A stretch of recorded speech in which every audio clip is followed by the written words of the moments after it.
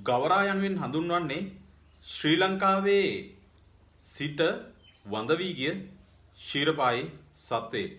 මේ ගවරා මීහරකෙක් හා සමාන ඊට වඩා විශාල සත්වයෙක් විදිහට තමයි හඳුනා ගන්න පුළුවන්. දැනට ලෝකයේ ඉන්න බයිසන් ගවයෙක් හා සමාන ජව සම්පන්න සත්වයෙක් විදිහට තමයි මේ ගවරා හඳුනා ගන්න පුළුවන් වෙන්නේ. ගවරා වඳ වී ගියත් ගවරා හා බැඳුණු ප්‍රදේශ රැසක් අපේ රටේ හඳුනා ගන්න තියෙනවා. ඒ වගේම තමයි ශ්‍රී ලංකාව ඉංග්‍රීසියෙන් යටත් කරගෙන ඉන්න සමයේ ලියවුණු සමහර පොත්පත් වලටත් මේ ගවරා පිළිබඳව ඇතුළත් වෙච්ච අවස්ථා තියෙනවා.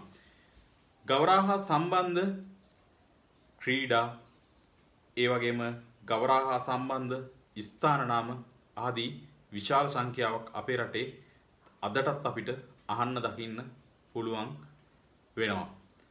ඉතින් මේ ගවරා ජීවත් වුණු ප්‍රධාන ප්‍රදේශයක් තමයි අපේ සමනල අඩවියේ තියෙන ගවර විල.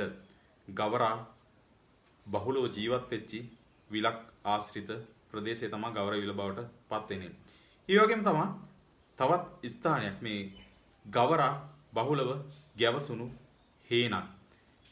හේන් අදටත් අපේ රටේ ගැමියන් අතර ගොවියන් අතර ප්‍රසිද්ධයි.